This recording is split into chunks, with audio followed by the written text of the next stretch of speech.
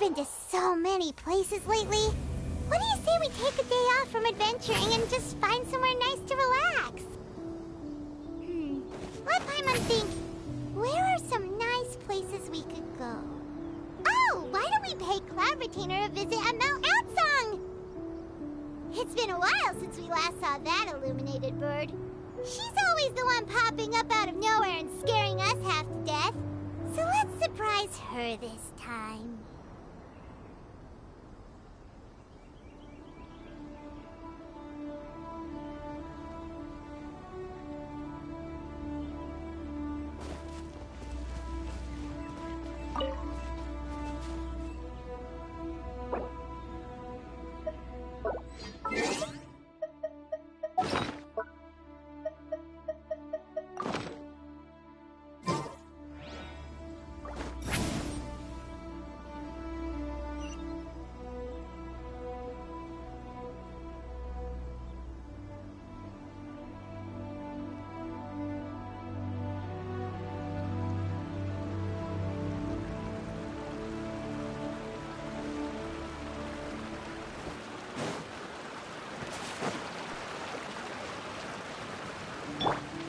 Merciless. Here we are, right outside her place. Do you still remember the first time we came here? We even brought offerings and everything. And when we told her that Rex Lapis had been assassinated, she immediately threatened to squash Liyue Harbor. Paimon thought she'd be impossible to get along with. But now that we've spent some more time together, she's really not like that at all. We probably don't need to bring any offerings now that we've gotten to know her pretty well, right?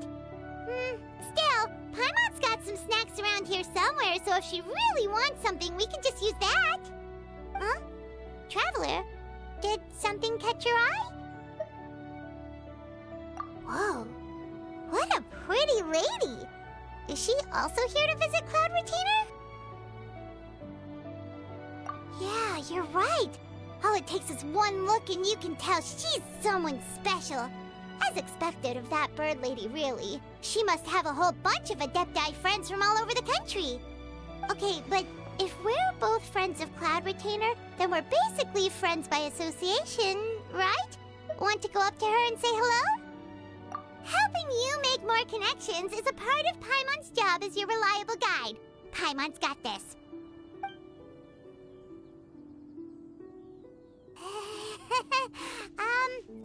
Hello.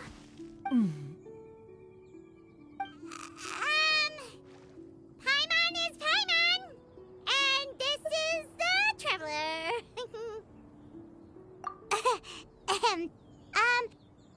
Paimon doesn't think we've met, but we're also friends of Cloud Retainer. May we have the pleasure of learning your name, Madam Adeptus? You two... What is this tomfoolery? Has this shift in form so clouded your eyes that you no longer recognize one anymore? Wait, you're... Huh? You're the illuminated bird? But you look... human! How did that happen? Oh, donning human form is scarcely any test of one's abilities. As for your confusion, one merely had no reason to indulge such inclinations before. So, you're indulging now because? Well, one has made plans to pay a visit to some disciples at Liyue Harbor. Taking on a human form for such a trip is simply a way to make matters less conspicuous. You? Worrying about keeping a low profile? You're the one who likes to pop up out of nowhere all over the place! In fact, Paimon can think of several examples, like that time when you suddenly appeared on top of a roof without any warning, or...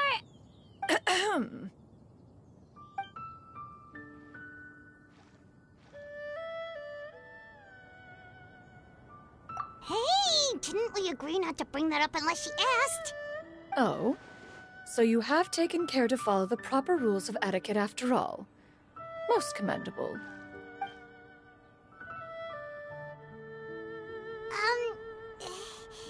Well, this is all Paimon's got. You don't mind, right? One has never found oneself lacking in basic comforts. On the contrary, it is the gesture that one values above all else. So long as you've shown proper respect and consideration, the quantity or quality of the gift is but a trivial matter. That kinda makes Paimon feel a little guilty for trying to keep them for herself. Anyway, where were we before you reminded Paimon about the gifts? Ah, right. So by disciples, you must mean Ganyu and Shenhe. It's also been a while since we last saw them. Maybe we can come too. One planned to extend the invitation even if you had not raised the matter yourself. Shenhe and Ganyu should be quite pleased to see you again. However, one would first inquire as to the reason behind your visit here. You have cause to seek one's company? Yeah, we just found ourselves missing you and wanted to see how you were doing. We were hoping you'd tell us one of your stories. Who knew we'd run into your human form while we were at it? Is that so? If there are no urgent matters at hand, then let us make haste for Liyue Harbor. Ganyu is likely still working at Yuehai Pavilion, so that shall be our first stop. Sounds great! Then let's all go to Liyue Harbor!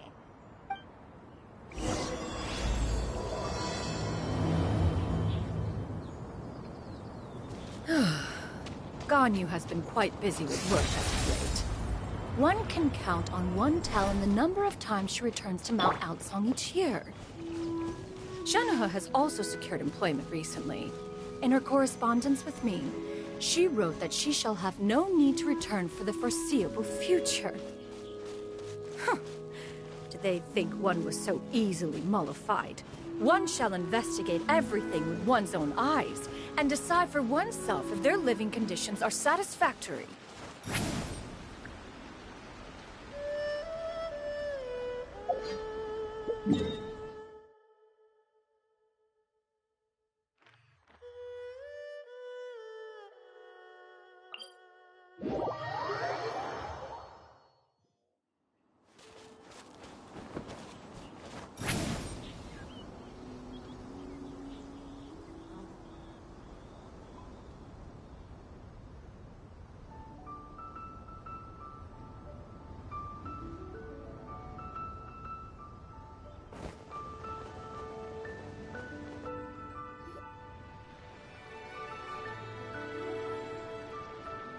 We're almost at Yuehai Pavilion. Hey, do you think Ganyu will be shocked to see Cloud Retainer like this? Guess we have no idea if Shenhe and Ganyu have ever seen her in this form before. Wait, where did she go?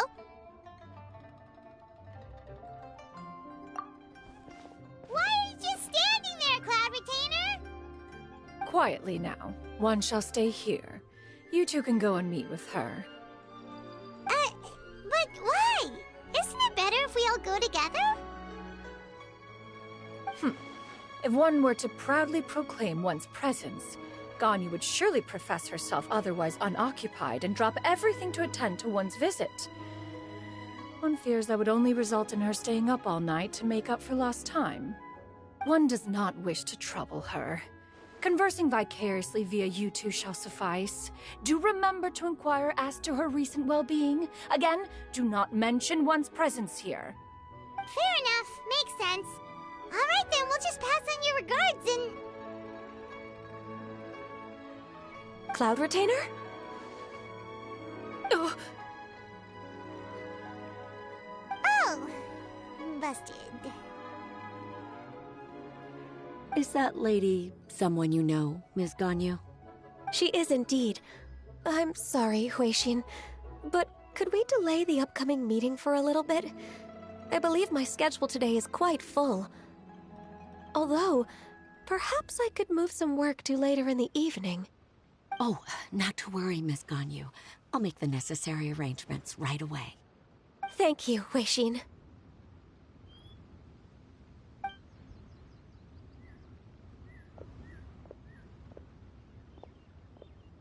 It's been a while, Ganyu. Greetings. What brings you here today? And Cloud Retainer, too. It's been quite some time since I last saw you in this form. you are quite mistaken. One is not acquainted with this Cloud Retainer of whom you speak. One is simply a mere mortal passerby. Huh? Seems she's not buying it. That was but a simple test. One did not expect you to be able to recognize one so easily, especially after so many years of only seeing one's other form.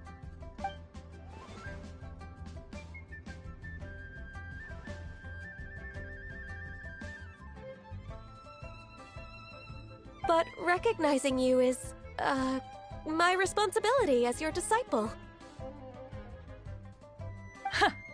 An apt observation. One was simply passing by while attending to some important business. One thought it would only be fitting to pay you a visit while in the area. Wait, Paimon wasn't aware of any important... Cloud Retainer's right! We've still got something super important to do, so we can't stay here for too long today. Oh, is that so? But it's been so long since we last saw each other. One simply desired to see you and had no intention of interrupting your work. A quick conversation should suffice for today. A more involved reunion should wait until you find yourself less occupied. I understand. That should be fine. While one acknowledges the amount of work that you have to deal with every day, one must also remind you to rest.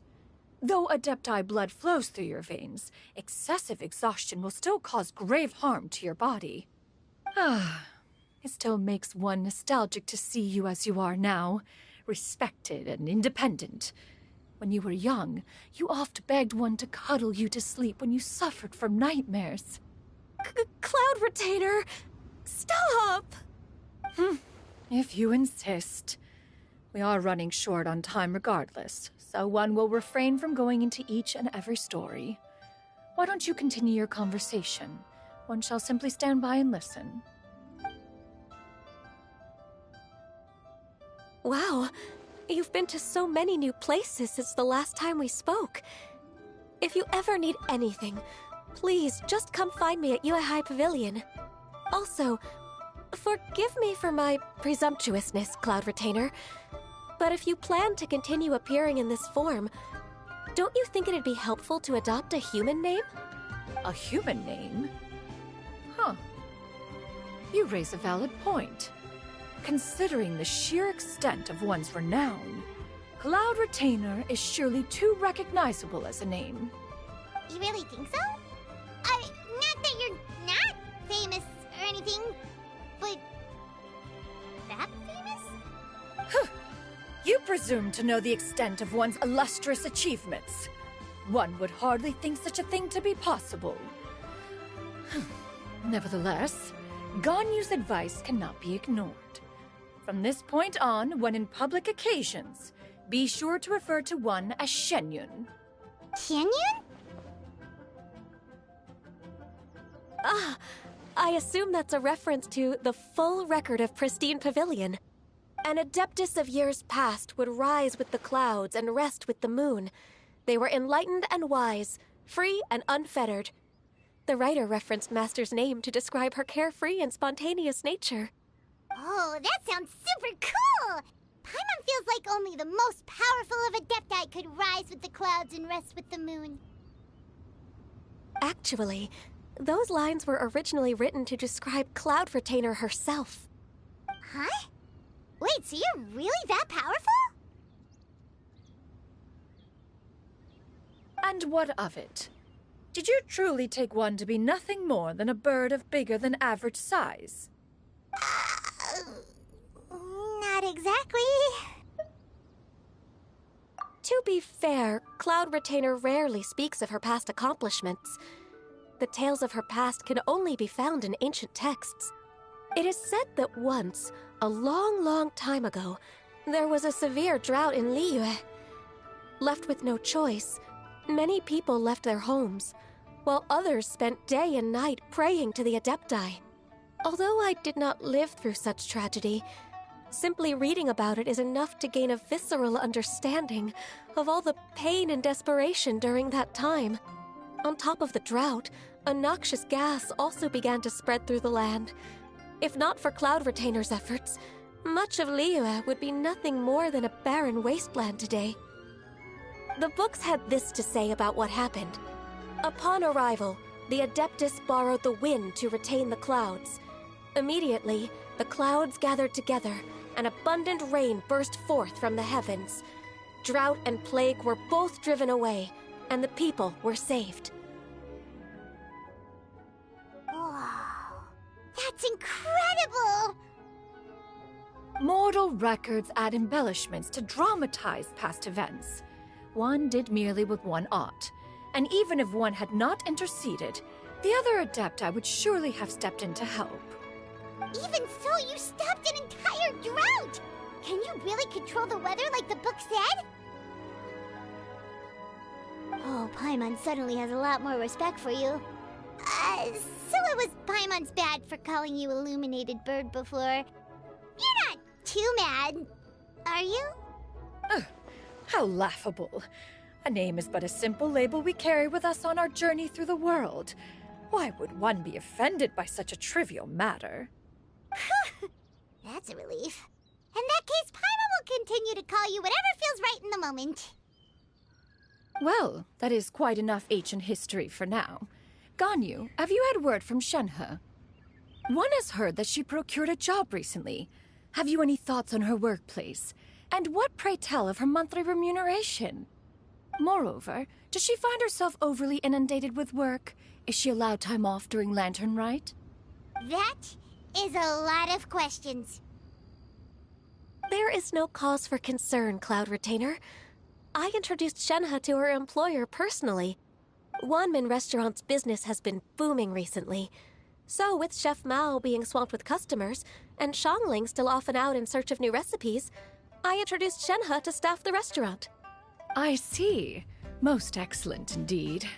One has had the pleasure of being introduced to that family. Xiangling is kind and astute, while her father is loyal and reliable. One has no cause to believe that they will make Shenhe's work difficult. Now, it is almost time to partake in the victuals of noon. One shall visit Wanmin Restaurant in person and see how Shenhe is doing. Huh? But didn't you just say that you had something important to do? Can that wait until after we've eaten? You may return to your work, Ganyu. One shall see to this matter on one's own. There will be many an occasion to dine together in the future. One is certain the opportunity shall present itself most readily. Of course, Cloud Retainer. Please take care. Traveler, Paimon, I'll see you some other time. See you around, Ganyu! Whew! Paimon was pretty quick on the uptake there, don't you think? As soon as you mentioned important business to attend to, Paimon realized that you were just looking to cut the conversation short and not take too much of Ganyu's time. Is Paimon right? No, in fact, it was not an excuse. One is indeed visiting Liyue Harbor for an important purpose. Wait, for real? The moment is not yet upon us. Still, the truth will be revealed to you in time. Huh. She really seems to be playing up the whole mysterious Adeptus thing right now. Is it because we just heard that cool story about her powers?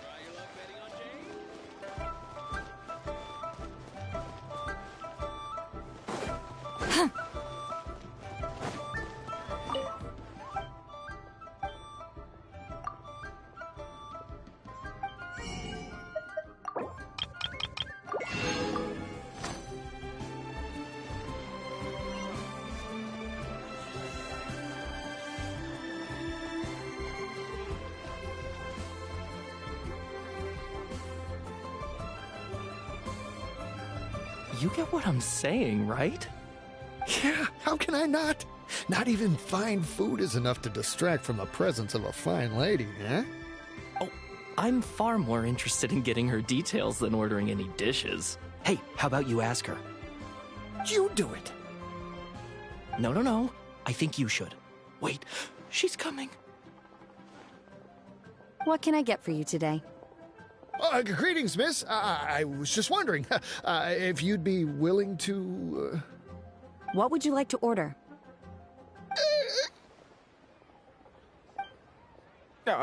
2 servings of more meat to go. Good chat. Bye.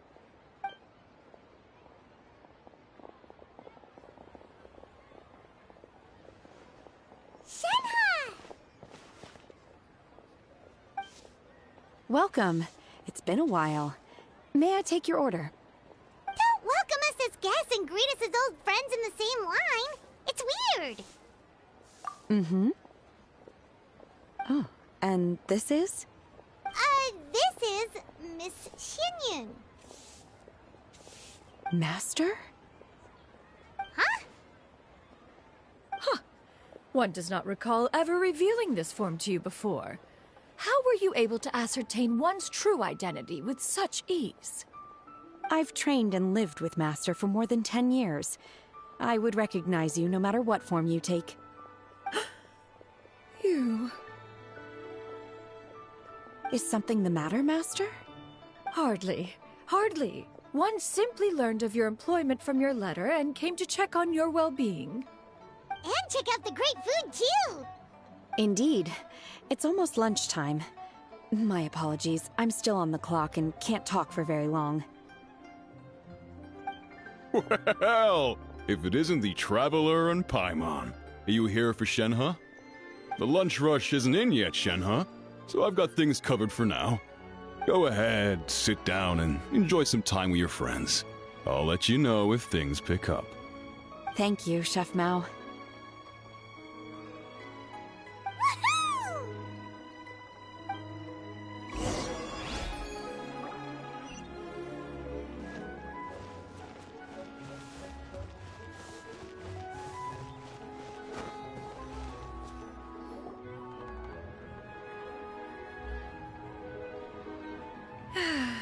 It is just as one expected. The owner of Wanmin Restaurant is indeed a most reasonable and accommodating human. Still, the work here entails dealing with quite a varied group of people. Has this been difficult for you, Shenhe?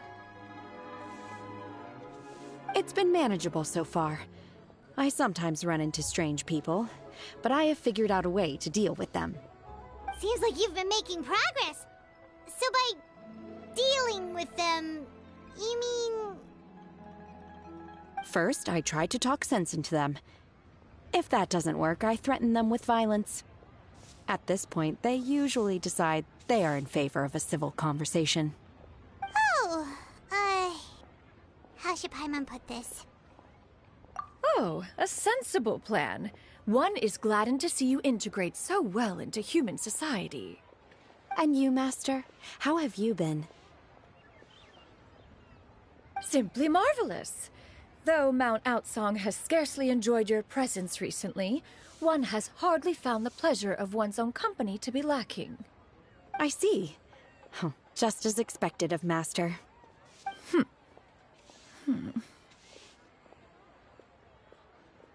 I have missed Master quite a bit too. Even though work has been busy lately, I've already had a conversation with Chef Mao about taking some time off soon to visit Master.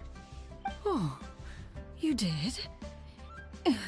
Do make note of such matters in your letters in the future. There's hardly a need to keep one in suspense.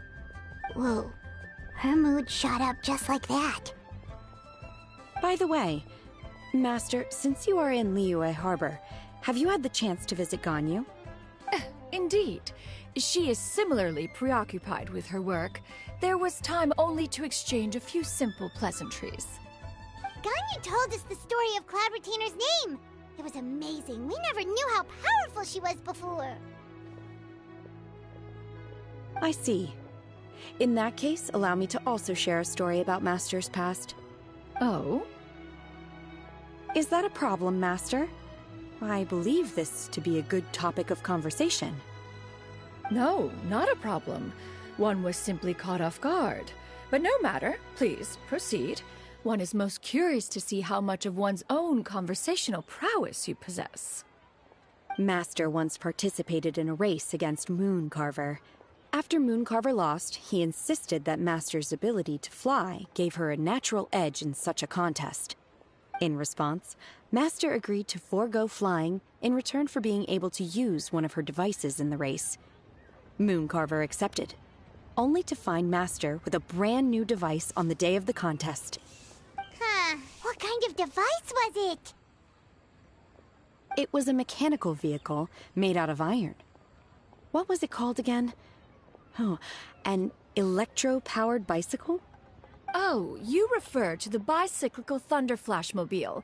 One spent 49 days conceptualizing and crafting it. It need only be infused with adeptal energy, and it can cover thousands of miles in one day. Oh, it boggles the mind why Mooncarver ever supposed he might best me in a contest of locomotion. Though he sprinted with all his might, he could barely keep up. Alas, the one flaw of my mechanism lay in its weakness against mountainous terrain. One was thwarted mere seconds from victory, when it was thrown off course and failed to make it across the final stretch. Truly a most unfortunate turn of events. Anyway, do go on, Shenhe. Master, that was the end of that story. Is that so? Huh. With you gone, one has seldom felt the desire to call upon those old fossils for another contest. What is a race without spectators, after all? Have you been lonely, Master? Lonely? Huh. At one's age, entire human generations come and go in the blink of an eye. Even one's own self-directed musings can span several days and nights. 'Tis a most foreign sentiment. The mere mention of it is preposterous.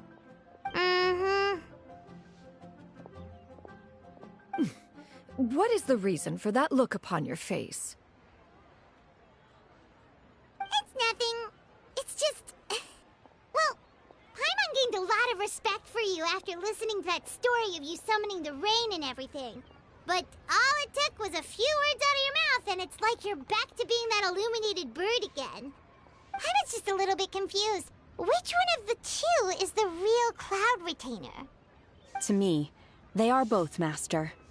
One is the master that's widely revered by the people, while the other is the master that I respect and adore.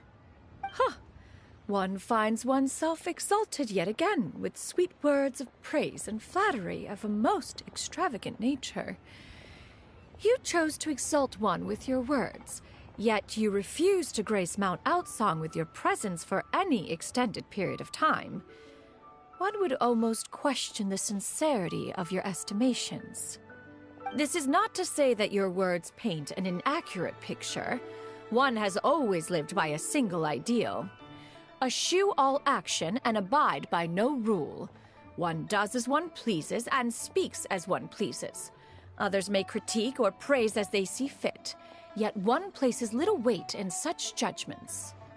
She got, like, what, 2 sentences of flattery from her disciple, and it's as if her ego is about to burst. Do you have any empty tables?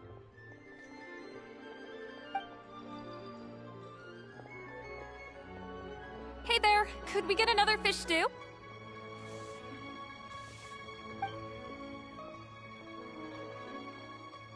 I'm hearing more guests come in. I should get back to work. Alright, good luck with the lunchtime rush, Shenhe. I'll try my best.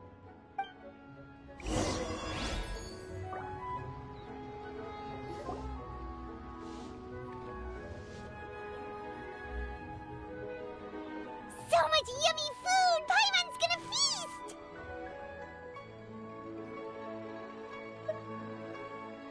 One is fond of all kinds of delicacies and delights in a multitude of flavors. The dishes here demonstrate no shortage of culinary skill. Their unique flavor profile has left one more than satisfied. In fact, one has been struck by quite the fit of inspiration.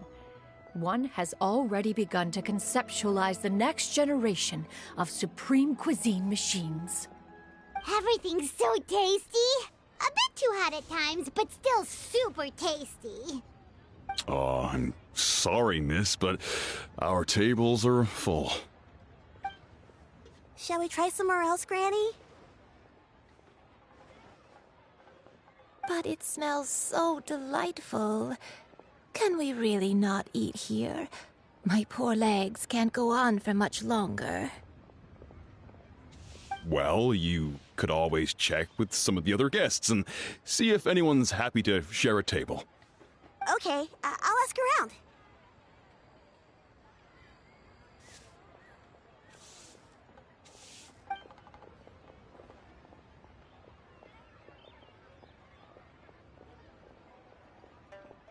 Excuse me.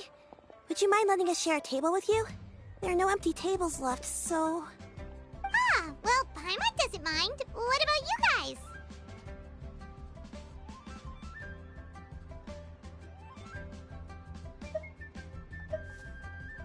Great! Thanks so much. My name is Xianyun, and this is my granny, Yuendai. Granny? Yep. Is there something wrong with that? No, Paimon's just a bit surprised. She looks so young. Yeah, a lot of people compliment Granny on her youthful looks, but she's actually much older than she appears.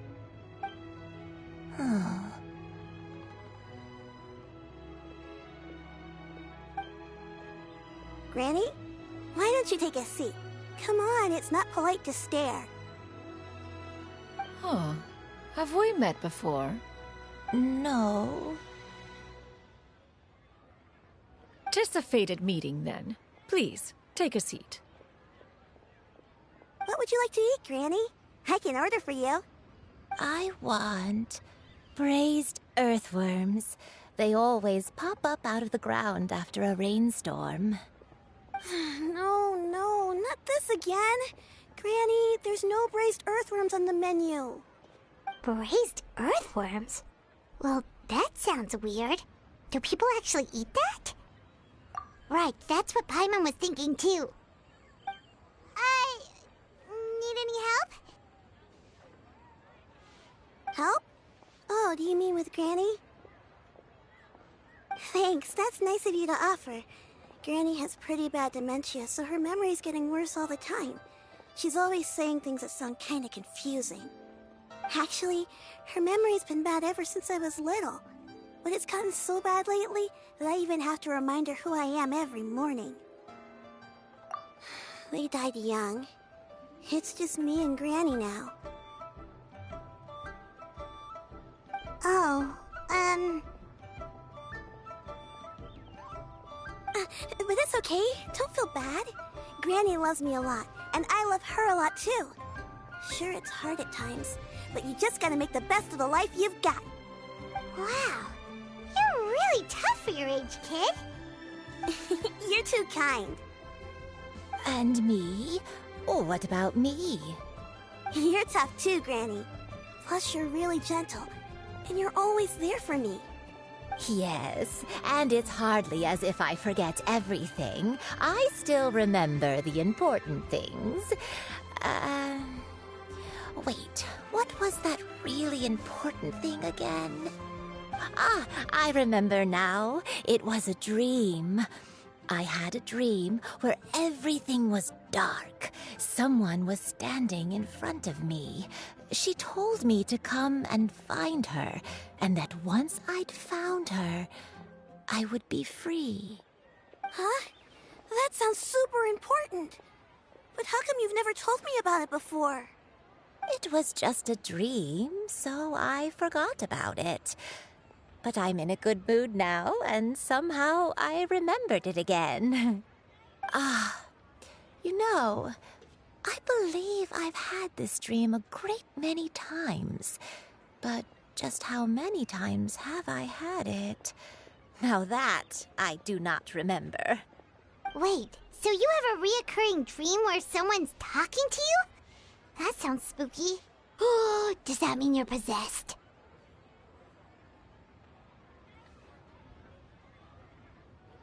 Unlikely.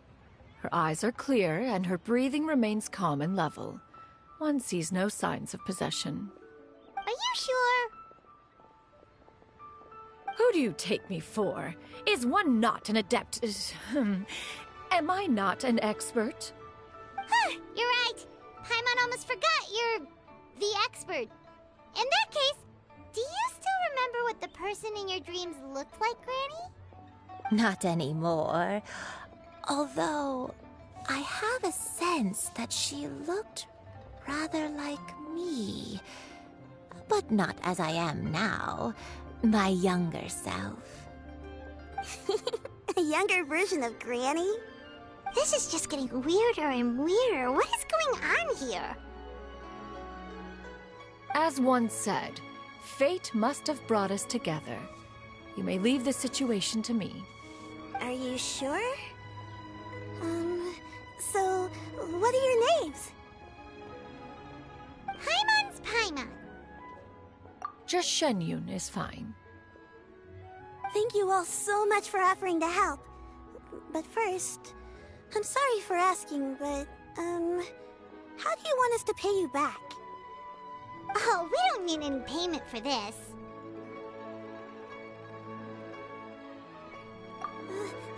Thank you so much. You're welcome. But Miss Xianyun, what exactly can we do to help out this Granny? All we have to go off is that dream. Where do we start? That is elementary. Since her dreams portray her younger self, then we shall retrace the steps of her youth. Once we have revisited those places, her memories will likely return. Sounds like a plan. So, Granny, do you remember which places you went to when you were young? Why, of course I do.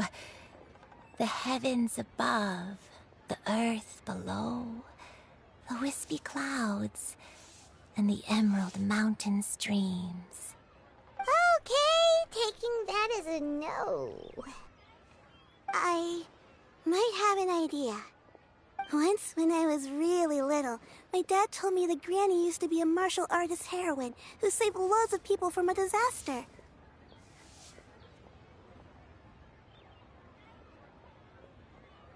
If it's true, then maybe they wrote about it in the history books or something. A martial arts heroine? Oh! Shinto knows tons about Liyue's chivalric traditions. If anyone knows about the heroes of the past, it's him. Let's go find him at the Xianyun Commerce Guild. Are you leaving already? But I'm still hungry. I'll go order some food, Granny. If there's nothing on the menu you especially want, I'll just get a few different things. It seems we must part ways for now. The Traveler and Paimon are bound for the Xianyun Commerce Guild, while Yuendai and Shuyu shall remain here and partake of their lunch. As for myself, I have matters to discuss with Streetward Rambler. Streetward Rambler? Oh, you mean Madame Ping! Precisely. Let us meet at Yujing Terrace once you are ready.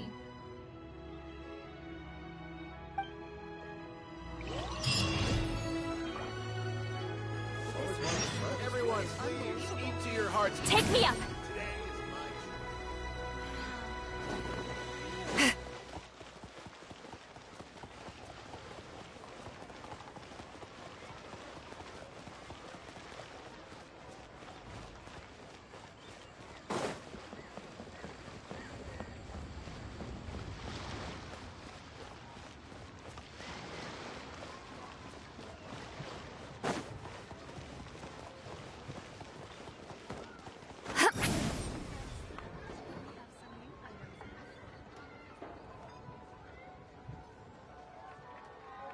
Huh.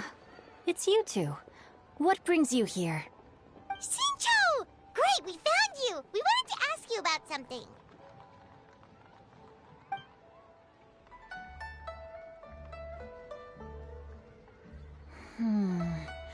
That's not a whole lot of information to go off of. I don't know if I can say for sure. I can't pinpoint her identity from your description alone.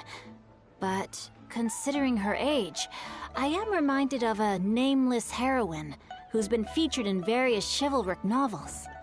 Nameless heroine? That's right. The novels often speak of a great drought from 50 years ago. As the people suffered, a nameless heroine appeared and began to clear away evil spirits and bandit camps. The people idolized her, but never learned her name. All they knew was that she always acted alone. Later, though, she supposedly fell in love with a similarly noble-minded exorcist from Mount Tianheng. They were well matched in more ways than one, often fighting together as a fearsome duo of otherworldly strength. After the drought ended, the heroine and the exorcist left the public eye and began living a reclusive life in the mountains. All that remained were tales of her incredible accomplishments. The way this nameless heroine faded from fame into obscurity later in life is not too dissimilar from Miss Yuendai. I hope that's somewhat helpful. Thanks a lot, Xingqiu. We knew it'd be worth talking to you. It's nothing at all. Just something I came across while reading. I did do a bit of extra research on her story, but it was just out of personal curiosity. Well, Paimon still thinks that's super cool. Oh, wait, Xingqiu, if you've read up on her, do you know of any places often associated with her? Let me think. In the novels, the nameless heroine always appeared near one of 3 places. Wangshu Inn, the area just north of Jueyun Karst, and Qingyun Peak. Perhaps the real-life heroine who inspired the character was also often seen near those 3 places. That would explain why those locations appear in the various novels written about her. You're welcome. To be honest, I found some parts of the story confusing when I first came across it. If Miss Yuendai was indeed the original inspiration for the character, she may just be able to help me put the pieces together. It's rare for a chivalric hero to fade into obscurity during their lifetime, even after retiring from the public eye. But no one ever saw or heard from the nameless heroine again. There were even rumors that she became extremely ill. I've never understood why someone would go to such lengths to erase themselves from public memory. It's almost as if she was trying to hide from something. There's probably far more to the story than what's been written. We'll be sure to tell you if we manage to uncover the truth. That's a deal. Perhaps, behind the truth of it all, there lies a story more fantastical than any work of fiction. Paimon feels like we just learned so much from Xingqiu. A drought, a nameless heroine, a life of seclusion. Wait, why does the story sound super familiar? Oh, right! There's a drought in this story, too! Xingqiu, are droughts super common in Liyue or something? Well, they used to be. But people have long since developed methods to prevent them, like by cultivating the soil or digging canals. So while droughts do happen from time to time, they are rarely regarded as true disasters. The drought 50 years ago is probably one of the worst we've had in the last several centuries. The crops withered, the streams ran dry, and the monsters in the mountains became rabid and agitated. Countless caravans were attacked, and people who lost their homes came together to form bandit groups. What started as a natural disaster soon became a human tragedy as well. That sounds awful. Yeah, and that's exactly why the nameless heroine was so beloved. She must have been someone of true integrity, to do so much for the people while asking nothing in return. Still, as terrible as that drought was, it was nothing compared to the truly calamitous disasters that befell this land in ancient times. They say that back in those days, disasters were both more severe and more common. Only the strongest of Adepti could hope to dispel the ruin and devastation. Do you have any other questions? We're good for now. We're just going to head back and meet up with Miss Xianyun and the others again. Paimon hopes that Granny Yuendai will be able to remember more of her past. She used to be a great hero who saved many people. So sad that she can't recall any of it. Anyway, we'll be off now. See you some other time, Xingqiu.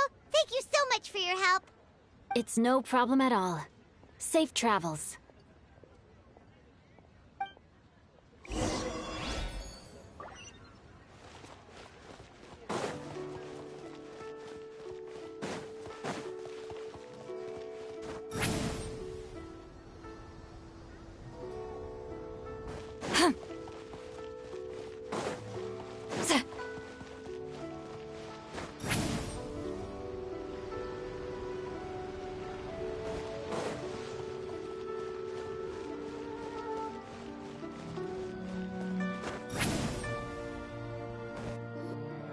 I have recorded the tune that you requested. I hope it will be of help to you. Oh, thank you. Straight word, Ping. What has amused you so? Oh, it's no serious matter. I was just reminiscing about the last time I saw you in this form. Time has wrought such change in this world, and yet you appear just the same as ever.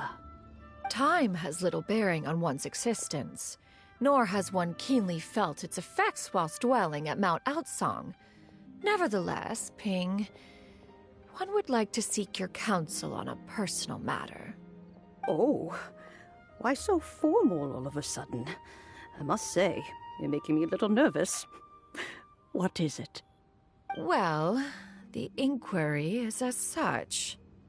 Approximately how much more would one need to afford a comfortable life in the harbor, not unlike the one that you yourself lead? It does not require as much as you may think. Still, do you mean that... Cloud Retainer, Madam Ping! What are you two talking about? Nothing save for some trivial matters. Have you unearthed any useful details? Shinjo has a theory, but let's save it for when Chuyu and Miss Yundai have joined up with us again.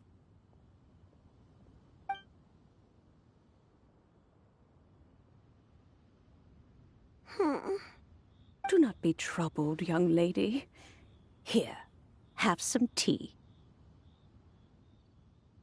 Thank you so much. What do you think, Chuyu? Does it match up with what you know of your granny?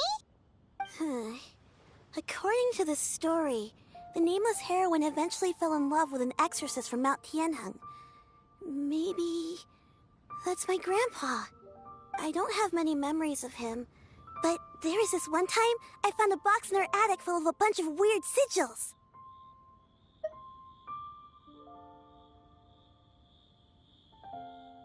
I think so too.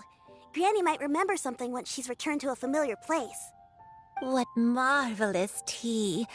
I can taste the dew's sweetness in this cup. It's as if I was taking a stroll in the mountains, thoroughly one with nature and at peace. Is that so? Then please drink as much as you like. There's no need to hurry. At our age, it's always nice to slow down and take the time to appreciate pleasant conversation among friends. Thank you. Okay, since we have the time, can I ask you something? Sure thing. What would you like to know? I have a secret I want to tell you. Let's go talk over there.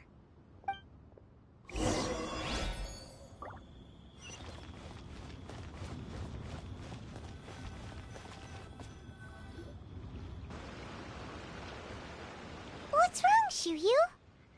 Well, I've been kind of meaning to ask ever since we started talking in the restaurant, but are you guys all adepti in disguise? Oh! About that. Well, you guys just seem super special. Plus, I think I might have heard Miss Xianyun call herself an adeptus. Oh, must have been a slip of the tongue. Xianyun, since you were the one who, misspoke, maybe you can explain to Chuyu here what you really meant by that. One is indeed an adeptus. Is that of some concern to you? Huh?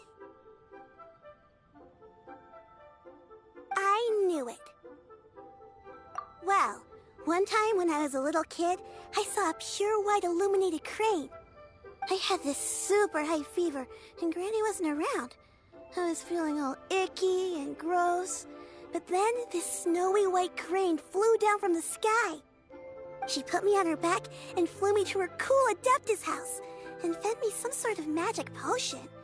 When I woke up, I was already back in my bed and my fever was gone. I really wanted to thank her, but I was too sleepy to stay awake, so I never got the chance. So, I just kind of wanted to ask if maybe any of you have ever met an Adeptus like that? A pure white illuminated crane? The only two we've ever met are blue and white and black and brown. Have you ever met one that's pure white, Cloud Retainer? Never has one met an Adeptus with such features. One surmises such a description is but a hyperbolic embellishment that oft results from narrative accounts. That's weird. Was it really just a dream then? Well, even if it was just in my head, it doesn't matter that much anyway. All I really want is to help Granny recover her memories. I'm really grateful for all your help. Leave it to us! Now that we know the 3 locations, we just need to visit them one by one. Let's go to Wangshu Inn first. Okay, I'll go get Granny.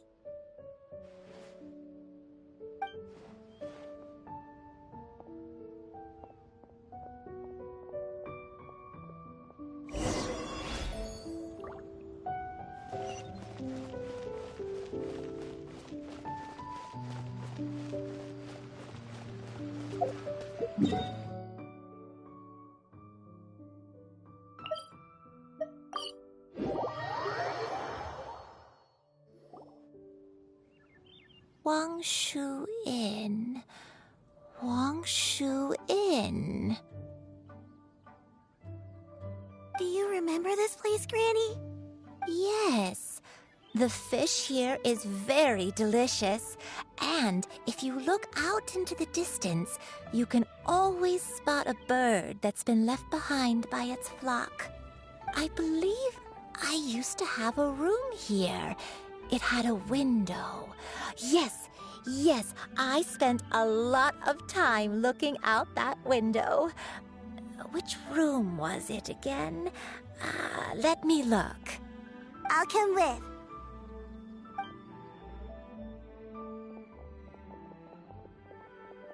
Paimon's still having some trouble understanding what she's talking about, but if she's so familiar with this place, that must mean she lived here, right?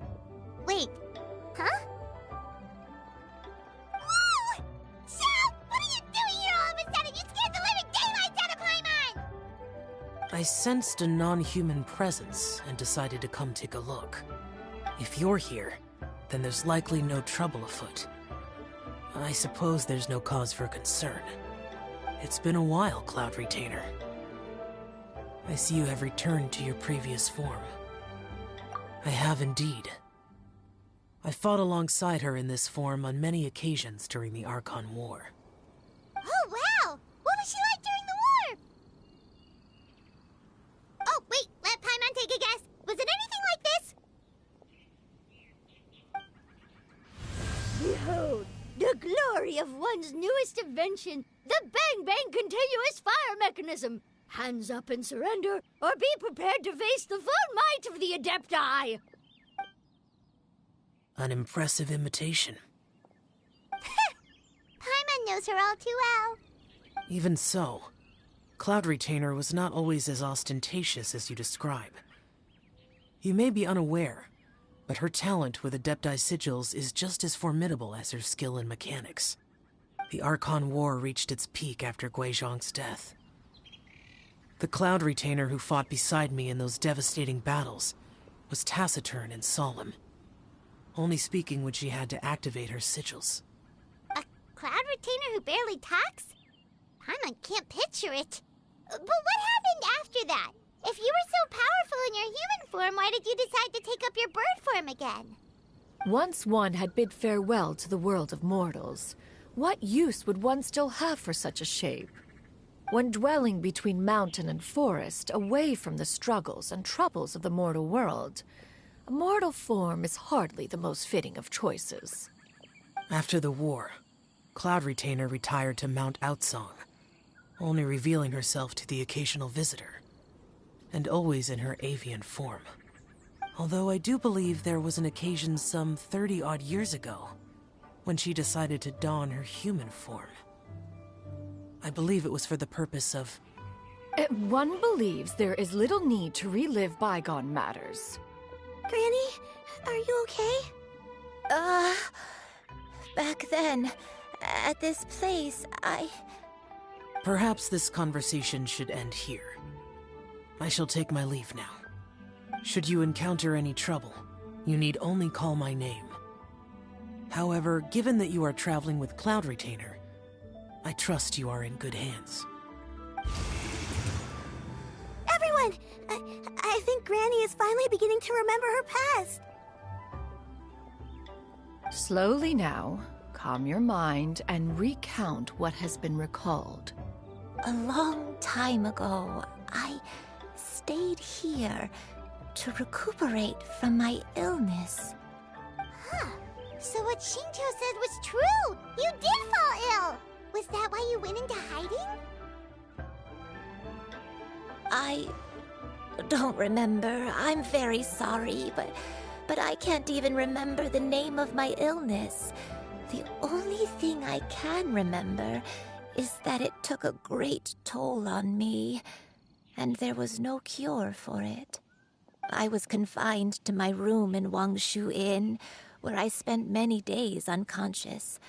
I'd come to every once in a while and stare at the migrating birds outside the window. It was a solemn sight. I remember crying, but I'm not even sure I knew why. One day, I met a traveling merchant. Upon hearing of my illness, he sold me a bottle of soul-revitalizing tea pills. He told me that the pills were concocted using Adepti blood and could be used to alleviate my symptoms. Sure enough, I made a full recovery. My illness remained dormant for several decades after that.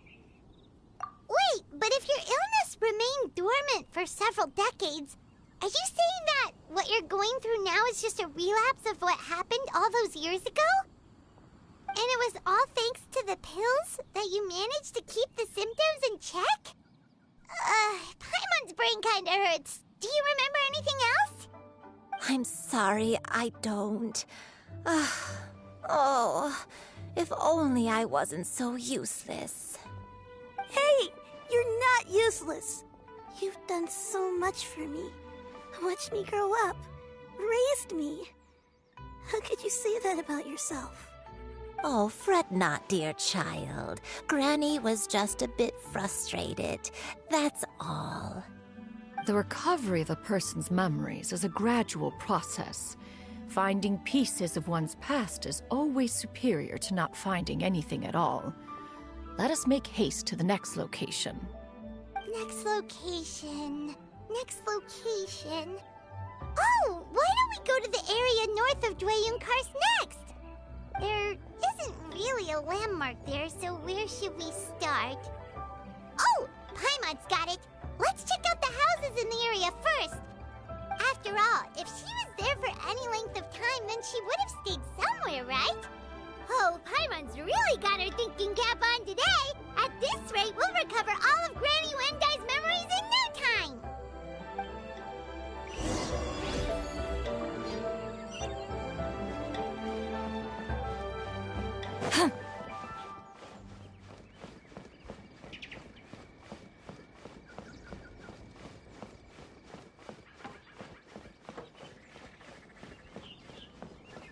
Return to the skies!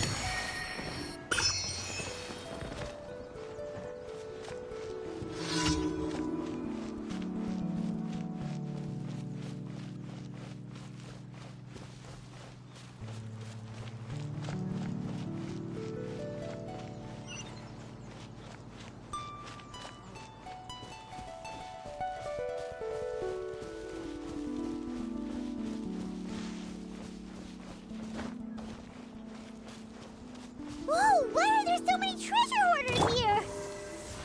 Guess it's time to round up the bad guys!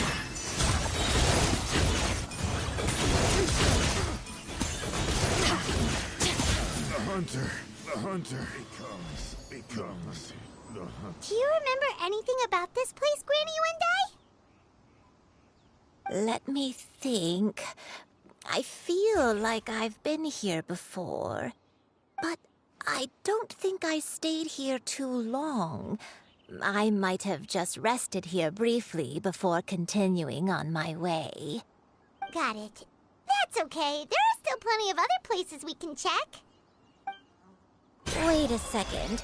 If I remember correctly, I believe I brought...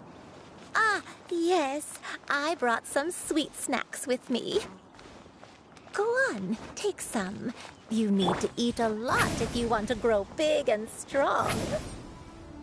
Oh, thank you! Then Paimon will help herself.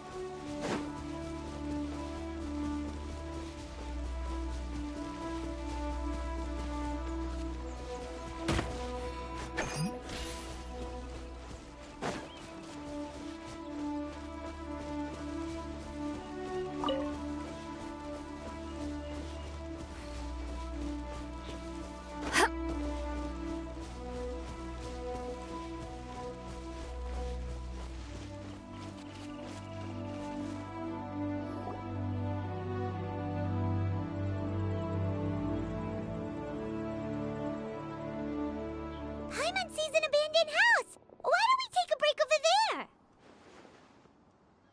This place... it's...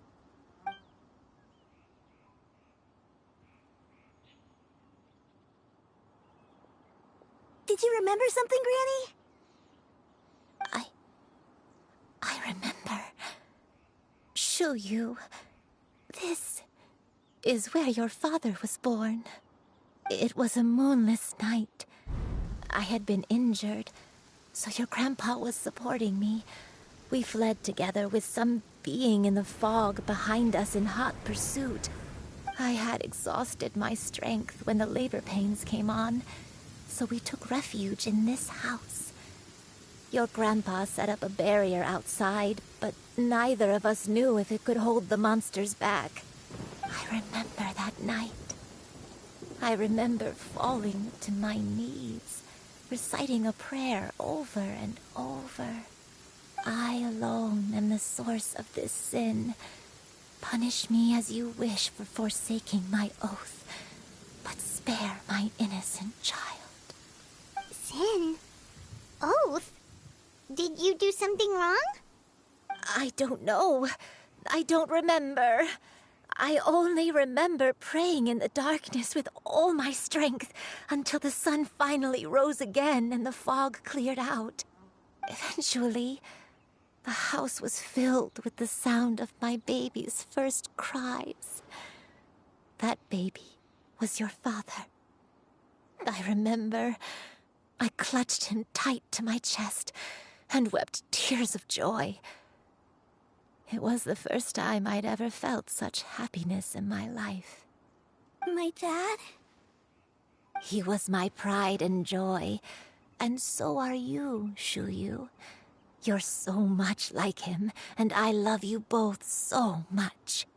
But you're always going to be different from me. Why? Just what did I do? I don't care what you might have done, Granny. You'll always be the person I love more than anything. You're too sweet, Xianyun. I'm lucky to have you with me. If not for you, I would not have had the courage to come here, to try to remember what I had forgotten. All right, let's not stand around any longer. There's one place left, yes? Let's go take a look. If one recalls correctly, the next place should be Xianyun Peak. Yuandai, how fares your health? I may be a bit slow, but I'll do my best to keep up. I'm sorry to keep everyone waiting. Climb on. I shall carry you to the top. Oh, such lightness of weight. All those who grow old grow frail in the end, do they not? First, you lose your memory, then your health. Eventually, you end up losing everything. My only wish is to depart this world with a lucid mind, to free myself of this torment and the burden it places upon others.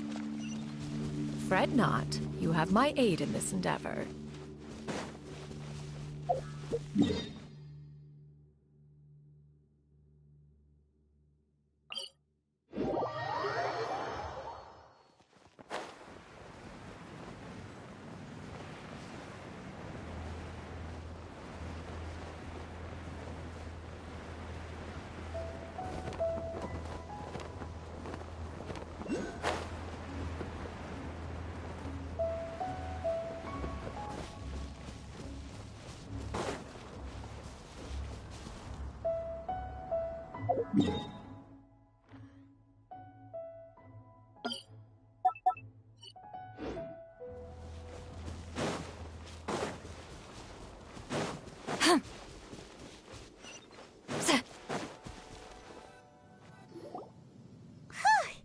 We're finally here. Does this place feel familiar to you, Granny Wendai? Let me see.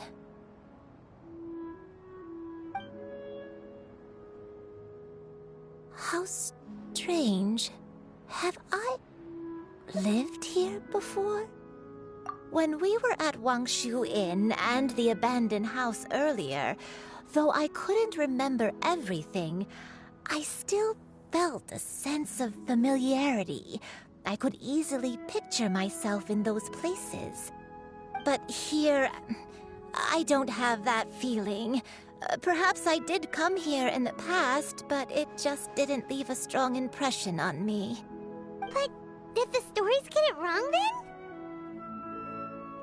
Yeah, that's true. But they're also the only thing we have to go off of. Paimon was hoping this place would jog Granny Wendai's memory just like the others. I'm sorry to disappoint you too. It's all right. We're not going to give up yet. We'll figure something else out. Just you wait. Thank you. If only I could remember. Huh? That way. What's that mountain? Oh, let Paimon look! Huh? Isn't that Mount Outsang? Looks like we've come full circle. Mount Outsang. Mount Outsang. Granny, are you okay? Don't push yourself, Granny. It's okay if you can't remember. You shouldn't do something that makes you sad. Mount Outsang, What am I really? Mount Outsang holds some familiarity to you? It does, but I can't go back. Are you feeling unwell? My head, it feels all heavy and dizzy. What is wrong with me? Cloud, Miss Xianyun, is there anything you can do? Let us go to Mount Outsang. But... Fret not, all will be well. You and I, you have already given more than enough to the pursuit of this endeavor. You may leave the rest to me. I've prepared something that can aid you in suppressing the fear in your heart and restoring your lost memories. It currently resides at Mount Outsang. Wait, really? When did you do that? I never leave anything to chance. All will reveal itself when we arrive.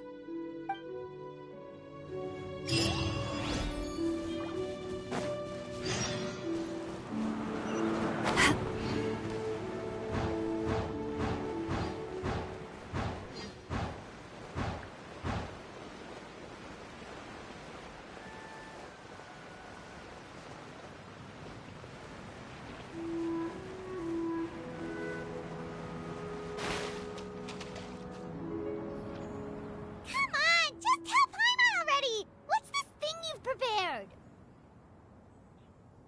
Here, this is it. Huh? But isn't this the mechanism that you were tinkering with when we first got here? Oh, is it another invention of yours? Precisely. A recent one at that. I am most pleased with the result. I call it the Suspensus Somnium mechanism. It periodically releases a soft breeze, which when paired with a gentle adeptal tune, can help the listener subconsciously relax and even enter a semi-hypnotic state. Soothing agitation and anxiety, relieving exhaustion and insomnia, its potential uses are numerous indeed. And of course, it can also aid in the recovery of lost memories. Whoa, what a cool gadget! But if you had it all along, why did you keep it to yourself until just now? We could have come to Mount Aksong right off the bat and saved time on a lot of floating. How preposterous. Had Yuendai not recalled much of her past through her own efforts, the device would have nothing to draw upon. We Adepti can only help those who first resolve to help themselves. Had she lacked such determination and strength of character, one would have little to offer in way of assistance. Paimon thinks she gets it now.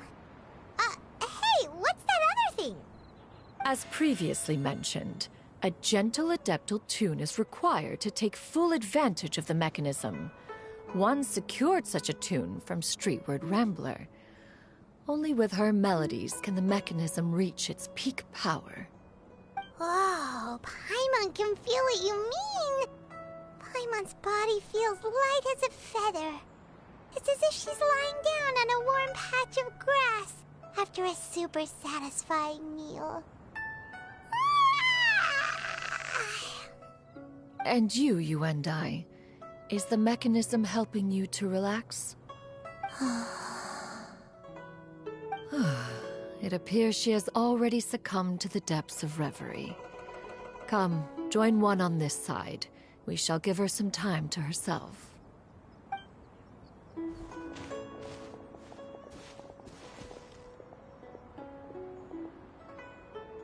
The drought is over. But why do you look like you want to cry? The potion. It's nearly run its course. I've never regretted meeting you. Not even for a second. Please. Please, no.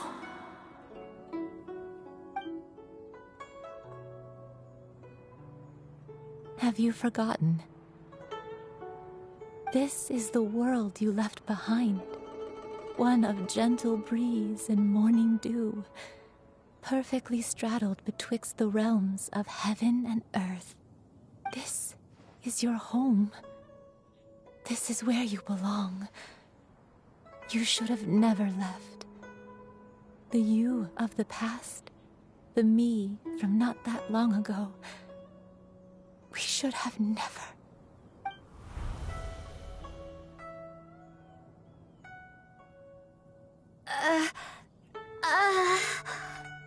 So that is the truth. No wonder this place is so familiar. Granny!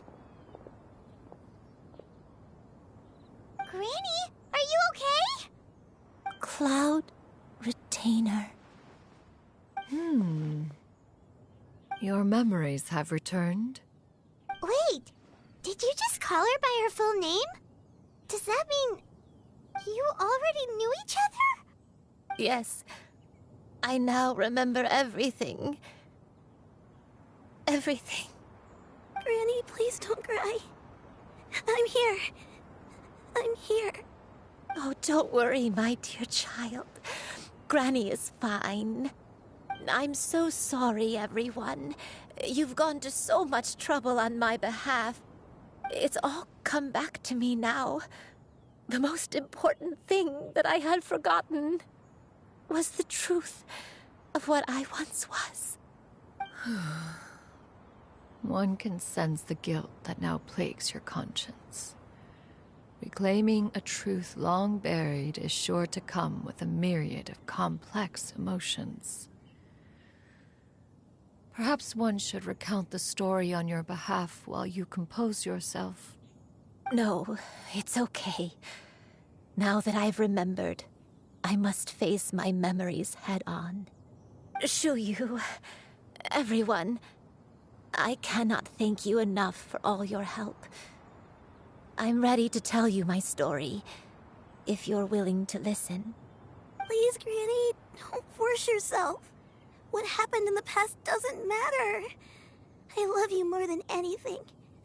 Nothing you say can change that. I know, dear child. My feelings for you are exactly the same. It is for this reason that you deserve to know the truth. Some time ago, I made a terrible mistake. One for which I could never atone. Is this the sin that you mentioned in Xianyun Karst? What happened?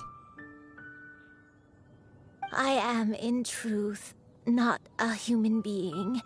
My real form, one that I held for centuries, was that of a wild crane. I spent many, many years living on Mount Outsong, bathing in the soft breeze and drinking the sweet dew of the mountains. At some point, I somehow gained wisdom and sentience. The Lord of the Mountain, Cloud Retainer, became aware of my existence and began to share many stories with me. She even passed on the secret of cultivation to me. Though she never took me on as a formal disciple, I always saw her as my master. Whenever she took out her tools to work on mechanisms or new inventions, I would also stand next to her and watch. I even contemplated completing my training and becoming an adeptus in my own right. I followed her teachings, and time gradually passed us by. Until that fateful day 50 years ago. 50 years ago? That's right. Master regaled me with many stories of her past deeds. From them, I learned how she had saved people from a similar crisis in the past. She was the one I looked up to the most. More than anything, I dreamt of becoming an adeptus like her. I wanted to travel the land like she had, relieving suffering wherever I went. But I was still far from being a real adeptus. I possessed no ability to take on human form and fit in with the crowd. Once she learned of my desires, Master prepared a special dose of human mimicry potion for me. She warned me that the potion's effects would only last 10 years, and if I were to fail to return to my original form at the end of that time, I would forever forget my past as a crane and become something neither human, beast, nor adeptus. Oh no. So that was the source of your dementia all along. Was it because of Grandpa? Indeed, I fell in love. Though he was human, he had spent his entire life training on Mount Tianheng. When we met, it was not only my first foray into the world below, but his as well. Although clumsy and impulsive as he was, you'd think he was the real strange bird among the two of us. But still, just like me, he cared deeply about the world and wanted, more than anything, to cleanse it of all pain and suffering. I could not help but fall for him. But my time continued to tick away. Those 10 years passed by in a flash. Yet I did not want to leave his side, so I... Oh no, what happened next? I committed an offense. I wanted to stay with him, even if it meant living a life full of pain and suffering, even if it meant that I would eventually turn into a monstrosity. I knew I had betrayed Master's hopes, but I was too ashamed to face her. So I wrote her a long letter instead and asked someone to leave it outside her abode. I was convinced that she would not support my decision, and I lacked the courage to speak to her face to face. In my shame, I fled and tried to hide from the world, such that no one would be able to find me again. But that was only the beginning of my troubles. I began to suffer from a strange illness. My memories became hazy and confused, and I could no longer keep myself awake. I understood that my pain was caused by my refusal to return to the life I was fated to lead. Along with my memories as a crane, I soon forgot the true cause of my suffering as well. I knew only that I had committed a sin. All I could do was pray for forgiveness, even if I had long forgotten what needed to be forgiven. Looking back, I was beyond lucky to have come across that traveling merchant at Wangshu Inn. It was such a fortunate coincidence that we were there at the same time. If it weren't for those soul-revitalizing tea pills, I probably would have... Granny! What's wrong? Coincidence? Why did I ever think it was a coincidence? Tea pills concocted using the blood of an adeptus? No, it couldn't be. Master, don't tell me. Back then, that merchant was actually... Human custom would dictate the conferral of gifts to be in order when one's progeny is wedded, would it not? Consider the pills a symbol of one's best wishes. So when I tried to conceal my name and mistakes from the world and hide myself away in perpetuity, the only person I managed to deceive was myself. You knew where I was all along. One still remembers when you were but a fledgling. You possessed a certain fondness for a particular game. You would hide yourself among a group of wild cranes and ask one to pick you out from among the flock. One found you with such ease every time. 'Tis a truth most evident. One always recognizes one's own, no matter what form they may take. Wait! Paimon's confused! So, Cloud Retainer, you found Yuendai again? But how? When? And what happened after that? Perhaps it is now time for one to recount the rest of the tale.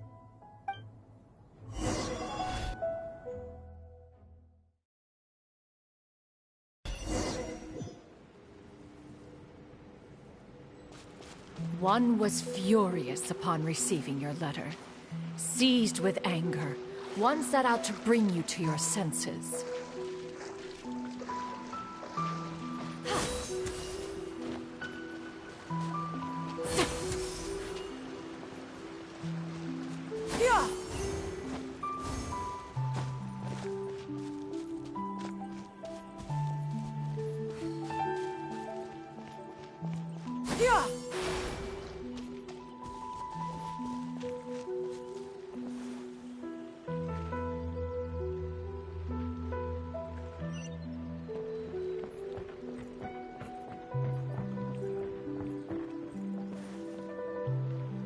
In truth, one had more than a few misgivings about your chosen partner. As an exorcist, his talent was lacking. One could hardly say his skill with sigils was any better. But soon, one came to appreciate the devotion he bestowed upon you during your illness. He never uttered a complaint and rarely left your side.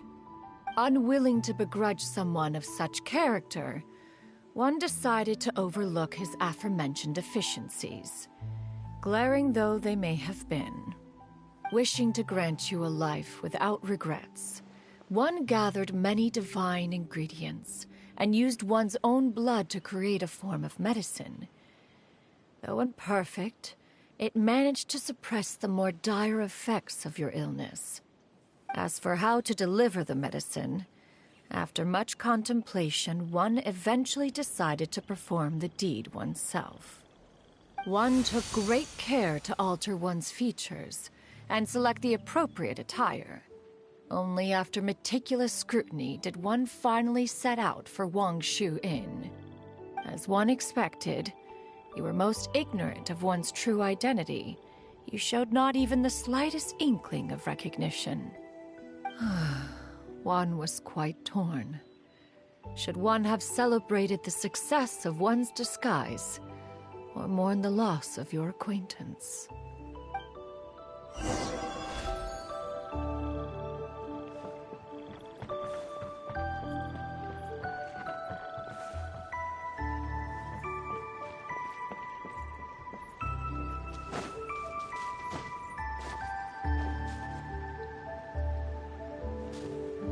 Yeah!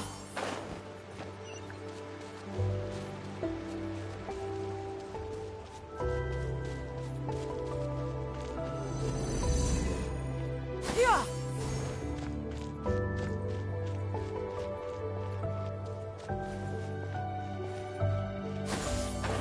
Nevertheless, one would speak to you about another matter, if you are amenable. Even considering your loss of memory, one was simply flabbergasted that you could so easily forget the consequences of consuming medicine infused with Adeptal blood.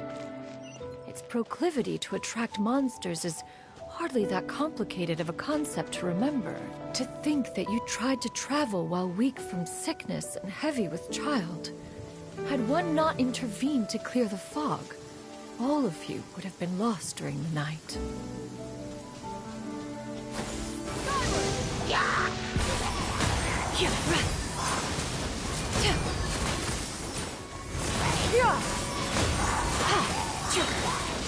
Stray clouds converge!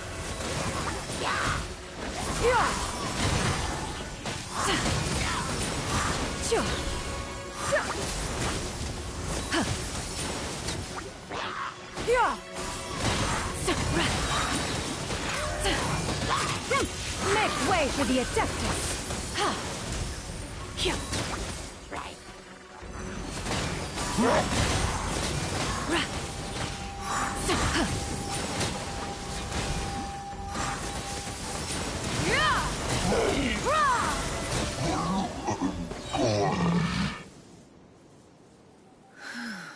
Those monsters would hardly have pursued you with such ferocity without sufficient incentive. They were likely incited by the presence of godly remains. Said godly remains, in turn, were likely drawn to the trace of one scent on your body. One was, after all, an active participant in the Archon War. Some of the gods were likely shattered by contraptions of one's very making.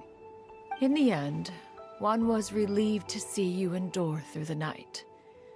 At the break of dawn, one heard an infant's cry pierce through the air, and one saw you carefully cradle the child to your chest. Although certain mortal matters remain foreign to me, one could not help but be moved by your joy. To see you happy, that was more than enough.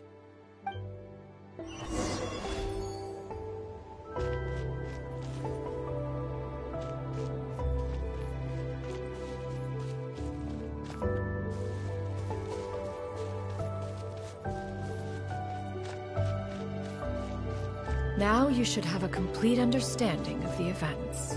Wait! But if that's true, then the crane who took care of me when I was sick must also be... Ah, one had almost neglected to recount the absurdities of that tale.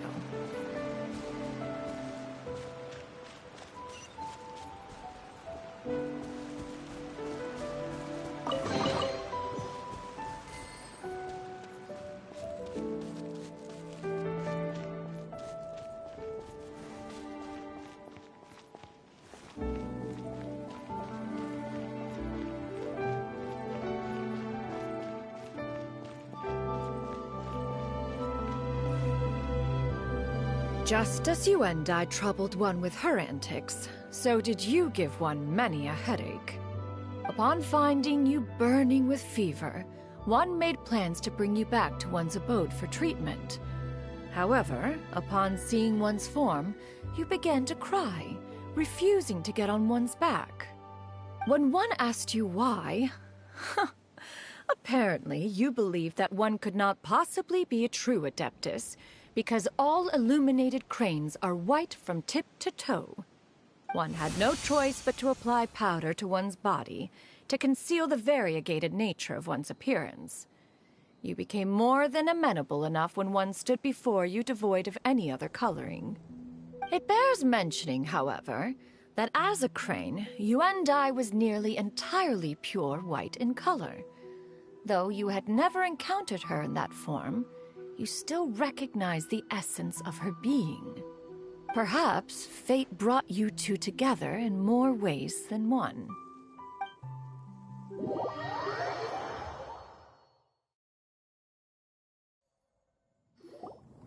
Now all has been revealed. One owes you an apology, Yuandai. One recognized you upon your very entrance into Wanmin Restaurant. One has always viewed you as a disciple of equal standing with Ganyu and Shenhe.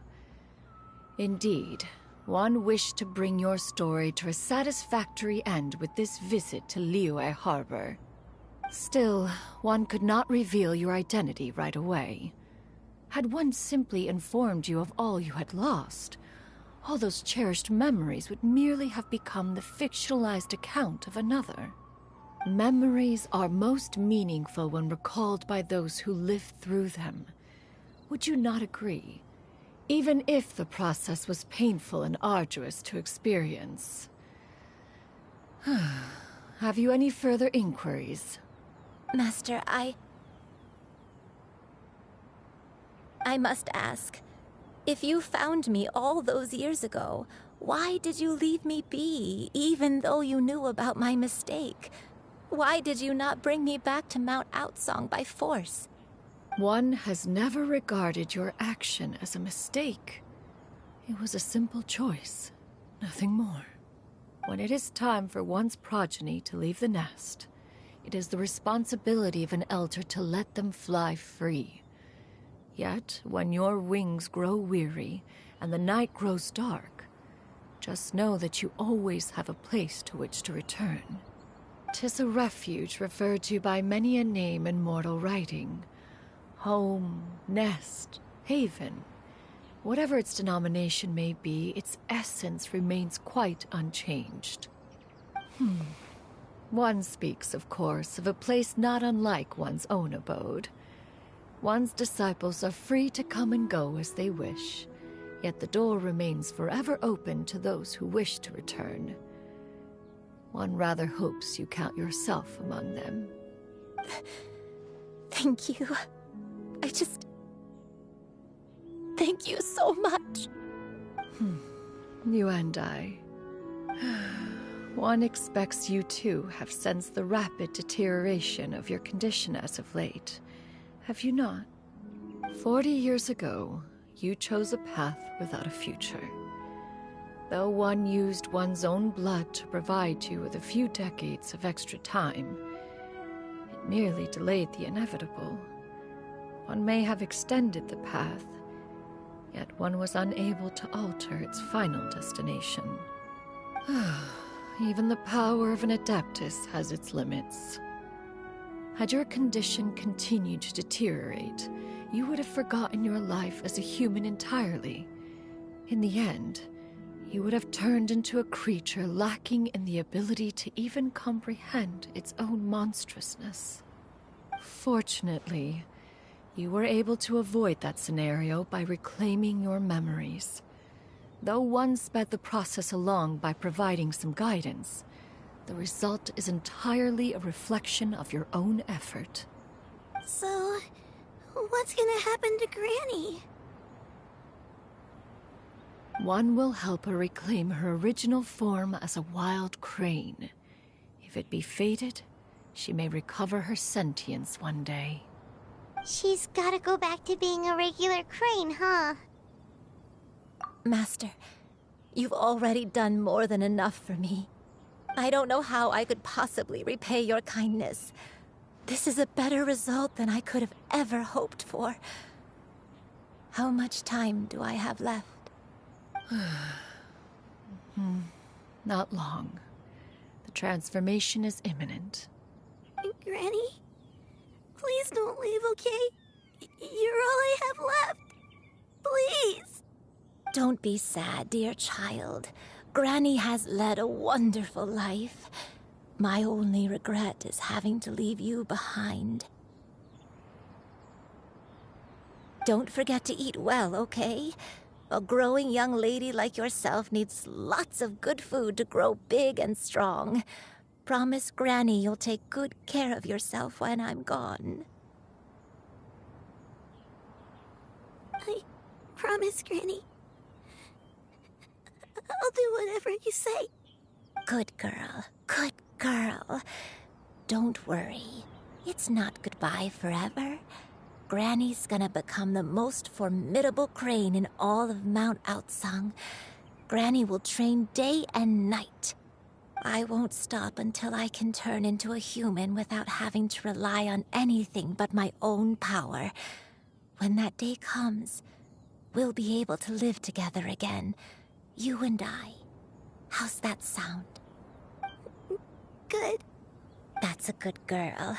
Even though we won't see each other for a little while, as long as we both work hard, we're sure to meet again someday.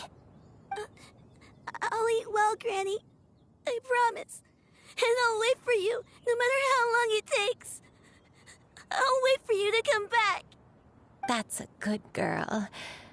Then Granny really has no more regrets. I'm so sorry, Master. Thank you for everything.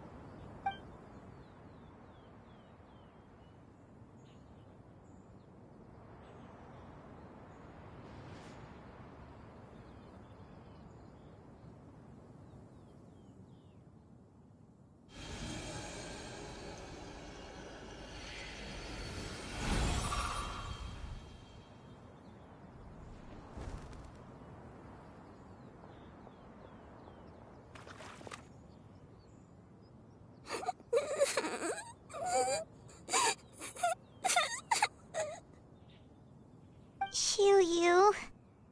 Let her be. At her age, crying is a natural, if not fitting, response to such an event. Tears are a necessary part of maturation. Sometimes there is scarcely a better vehicle to wash away the toll of stress and misery. Now that the issue has been resolved, you should also take a moment to relax. Give yourself some time to rest. Take a nap if you must. One will wake you in due time.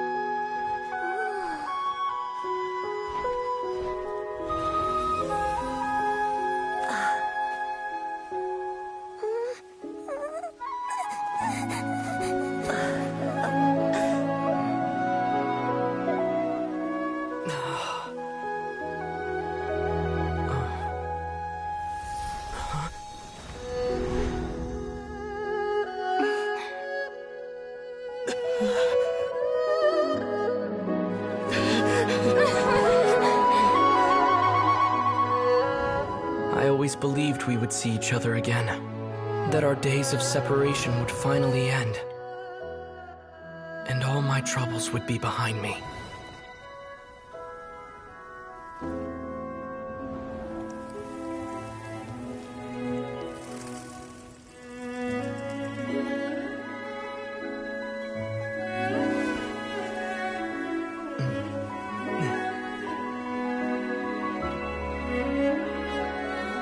If only things could stay this way forever.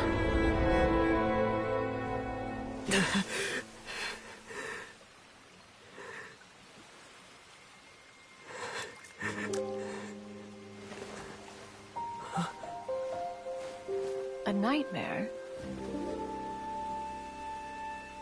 Curious. If you're relaxed, shouldn't your dreams be pleasant? It was a good dream. It's just... You weren't ready to wake up.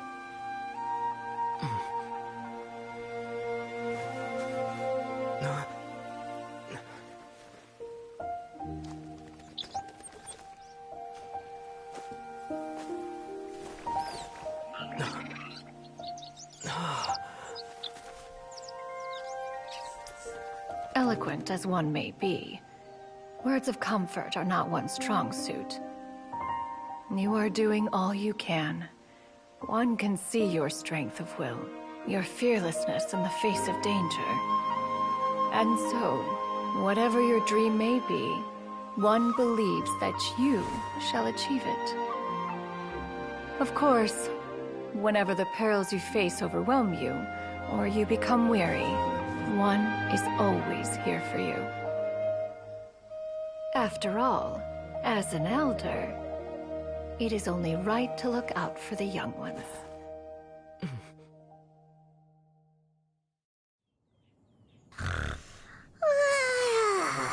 Grilled chicken drumsticks. Huh?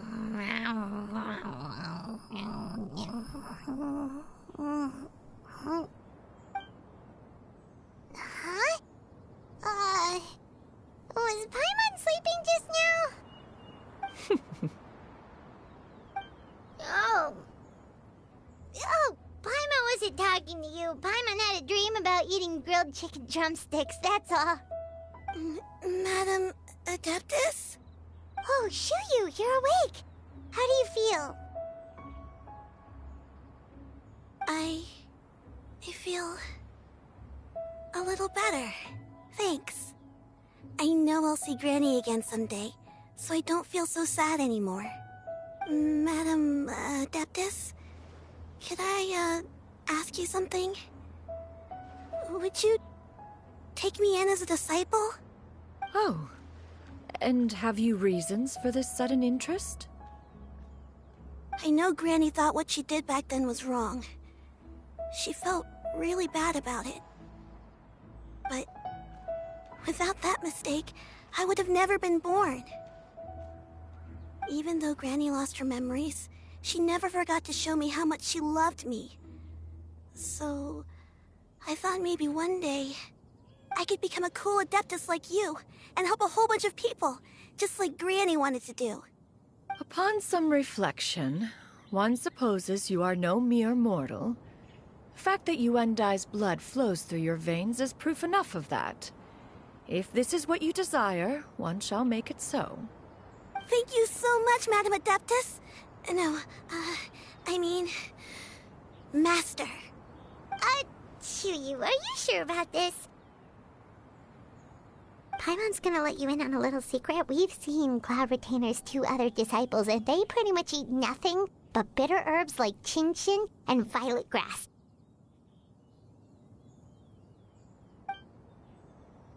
If you join them, you'll never enjoy Wanmin Restaurant's delicious cooking ever again. How utterly preposterous. One has never enforced such a rule. Every individual must find their own path to enlightenment. So long as one retains a pureness of spirit, one's dietary proclivities are quite irrelevant. Well, you say that, but Paimon's not seeing any tasty treats up here now, is she? Although Mount Outsong is rich in natural beauty, its location does preclude access to certain finer mortal comforts. That is precisely why one plans to relocate to Liyue Harbor. Xianyun shall have the honor of becoming one's first disciple in the human world. Whoa, you're leaving Mount Outsong? One has never concerned oneself with the location of one's residence. From the very beginning, one has sought only solace and peace. Yet in the end, all of one's disciples ended up in Liyue Harbor. Ganyu, Shenhe, Yuan Dai, they all chose a life among the mortal world. One has reflected on this fact for many years now. One can only assume that it is due to some failing on one's part as an elder or master. A failing, perhaps, of recognizing what it was they truly wanted. One is most curious as to what aspect of Liyue Harbor could have enticed them to remain there. One could hardly offer an opinion on the matter, but perhaps some time in the harbor will prove instructive. Why are you all so silent? Paimon is, just a bit shocked, that's all. So, does this mean we can grab a meal together in Liyue Harbor sometime? One has precious little time to squander. However, if one finds oneself otherwise unoccupied, one would not be opposed to the idea. One will be assuming the identity of a human while residing in Liyue Harbor. You should take care to avoid disclosing one's true identity. Don't worry, we'll help you keep it a secret. So, when can we expect to start seeing you in the city? Perhaps in 2 days' time. One has some matters to see to before one's departure. Preparation is the key to success, after all. One plans to put up various items from one's collection for sale. The earnings should provide for a comfortable living in Liyue Harbor. One has already picked out a handsome property near Chuhu Rock. 'Tis no small purchase, but what is mortal life if not one expense after another? Seems like you've really thought of everything. Then how about we meet up in Liyue Harbor in 2 days? A sensible plan. See you then. Oh, also, why don't you take this suspensus somnium mechanism as a souvenir? Anytime you should feel ill at ease in the future, you may try quieting your mind and sitting in meditation as you listen to its melodies. It might help you find a new perspective. Awesome! Thanks, Cloud Retainer! Hey, didn't we promise Xingqiu that we'd tell him what we found out? Should we make a trip to the Xianyun Commerce Guild? It's totally up to you.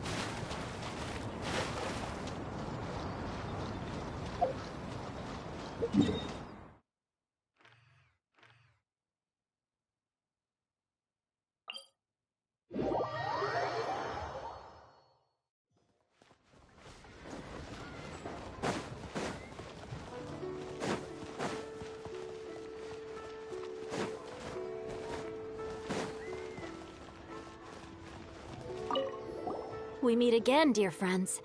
How did everything go? Great! And it's all thanks to you! Ah, I see. So the stories didn't get it right after all. Even though she was a celebrated heroine, she had to bear a heavy burden that most could not hope to understand. Thank goodness for the help of that Adeptus. At least she was able to recover what she had lost. Although I cannot claim to know exactly how their story will unfold from here, I trust the ending will be a happy one. Those united in a common purpose always find a way back to each other in the end. Thank you for helping me fill in the gaps. And don't worry, I'll keep this all to myself. It's not my story to tell, after all.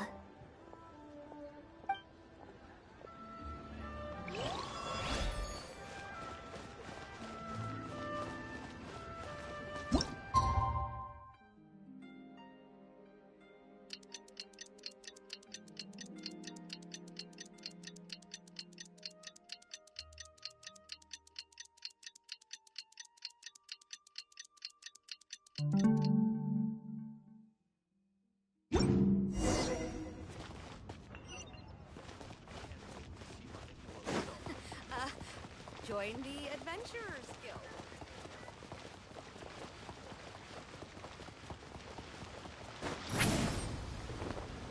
Watch out!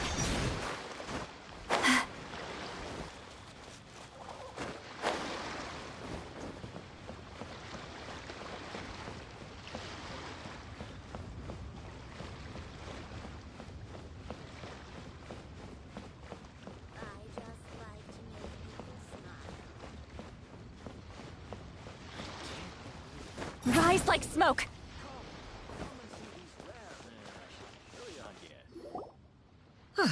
Your concerns are excessive and unfounded. This is but a simple collection of ordinary valuables. Such intense scrutiny is hardly necessary.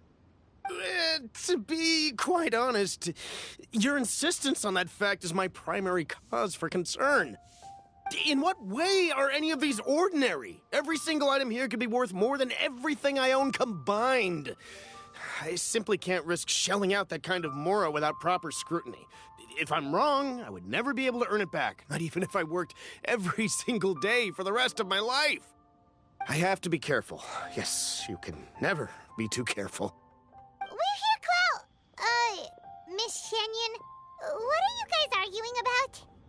Ah, perfect timing. This ignoramus is questioning the authenticity of my wares. I'll have you know, these items have remained untouched in my personal collection for several hundred years. To question their legitimacy is pure folly. Several hundred years? Indeed. They're family heirlooms, you see, passed down over many generations, as families are wont to do. Yep, they've definitely been around a while. We can vouch for her on that one. Hear that? Had I not found myself in need of mora, I would scarcely have had the heart to part with them.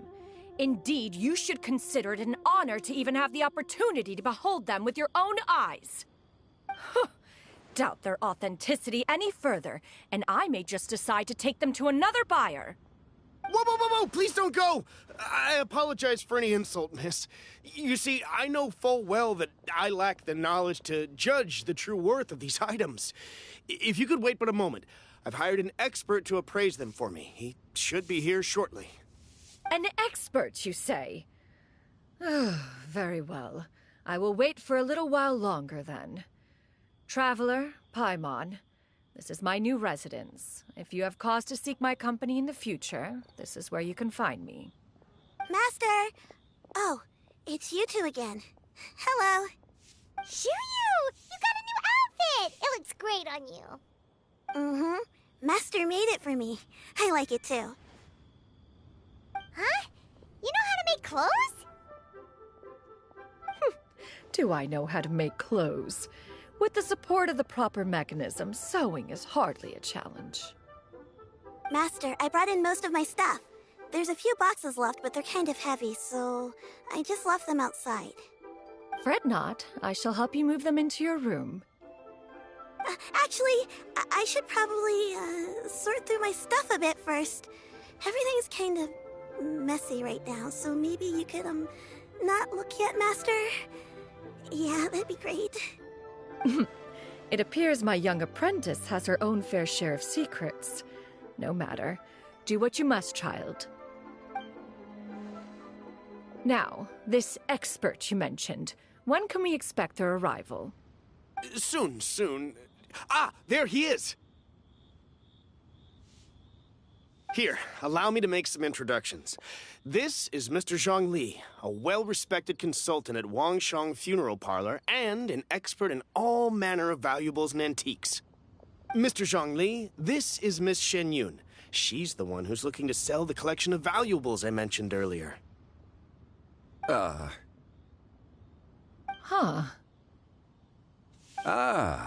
If it isn't Miss Xianyun.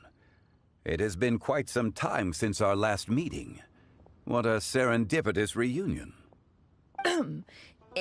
Indeed, most serendipitous. Have you been faring well as of late, Mr. Zhongli? Quite well, thank you.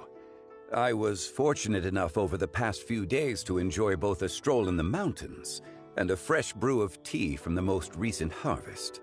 The experiences left me with such insight and peace. Huh. So you two are already acquainted? Indeed. How fortunate we are that fate has brought us together again. If you are otherwise unaware, allow me to inform you that Miss Xianyun is a well-regarded collector and appraiser. She is well-versed in all fields, and oft-celebrated for her impeccable taste. You stand to gain much from this opportunity. You are too kind, Mr. Zhongli. True collectors pride themselves on their wealth of knowledge and eye for detail. I can say without a doubt that you are foremost in that regard. Why, you flatter me, Miss Xianyun. It would seem that you are as self-effacing as ever. Not at all, Mr. Zhongli. Not at all. While I am loath to butt into this conversation, I must ask, you two already knew each other, and you seem to have quite a cordial relationship. Can I be certain that you're not working together to swindle me? I mean, you never know. Huh! A preposterous accusation. The heavens themselves would collapse before we would conspire to do such a thing. Miss Xianyun speaks the truth. Contracts are built on honesty and trust. If that proves to be beyond your capabilities in this instance, this transaction may be taken elsewhere. Say no more. Let us depart. I jest. What fool would still harbor doubts after Mr. Zhongli himself has vouched for the goods? Miss Xianyun, wait!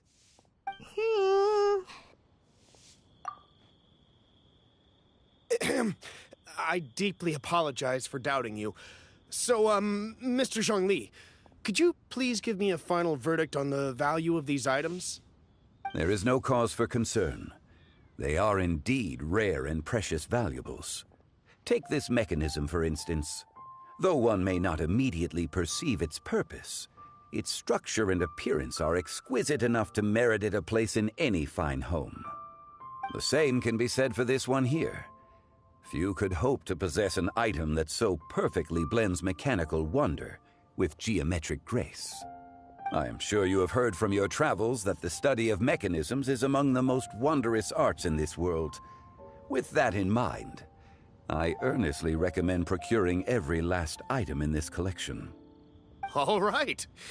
Since I hired you as my consultant, Mr. Zhongli, I shall, of course, trust your good opinion. Then, in that case, Miss Xianyun, I'll take the lot. However, since the final sum is quite large, how about we start with an initial deposit through the Northland Bank? The Northland Bank? Huh. Oh, you refer to the fiduciary house. Oh, very well. I fear people only use the term bank nowadays. In that case, I'll be off for now. I'll return to collect the goods once you've received the funds.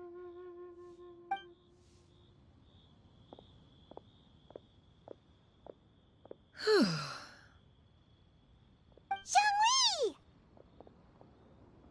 My friends, have you been doing well?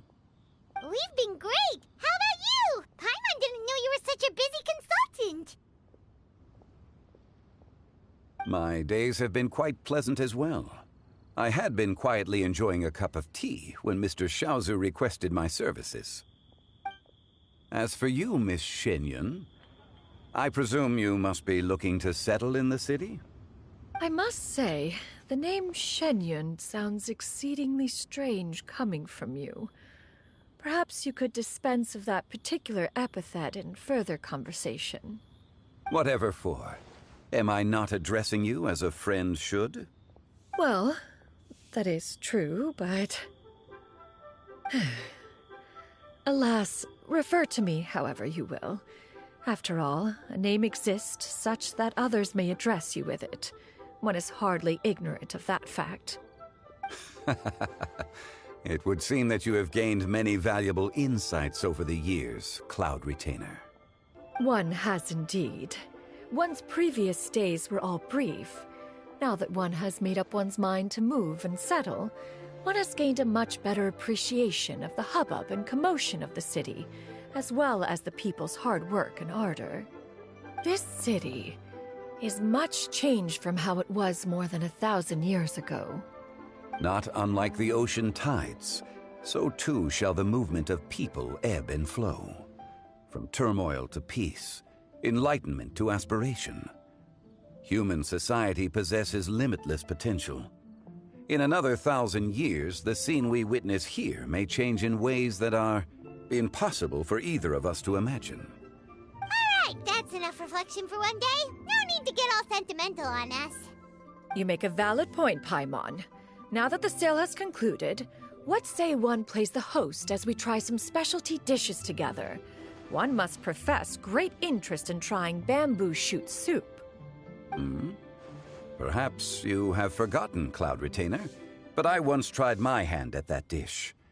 You were at the table on that occasion, so logic dictates that you should have already tried it. Oh? What occasion was this? It was a reunion between friends several centuries ago. Alas, you must have been too preoccupied to secure yourself a portion. Or perhaps our other companions simply availed themselves of faster reflexes on that occasion. Huh! Hardly. 'Twas most certainly out of consideration for the others in attendance. In but a moment, one will show you what it means to have a true deftness of hand. It is settled then. Bamboo shoot soup, mora meat, crab roe tofu, triple-layered consommé. We shall enjoy the lot. One has already passed word to Xianyun and Ganyu to make a reservation. It is prime time for them to meet one's newest disciple. Is that agreeable to everyone? It should be a most splendid occasion. Xianyun, come now, it is time to dine. Ah, this gentleman over here is Mr. Zhongli. He is, A humble employee of Wangsheng Funeral Parlor. Pleased to make your acquaintance. Nice to meet you too, Mr. Zhongli. That should be everyone, right? Let's go!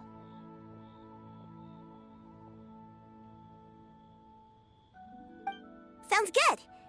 Actually, Master, have you ever tried Adeptus' temptation? I heard it's impossible to stop eating after even just one bite. You know, 'cause it's super tempting and stuff. Is that true? That sounds rather implausible. Although with the right preparation, certain dishes can be too delicious to resist.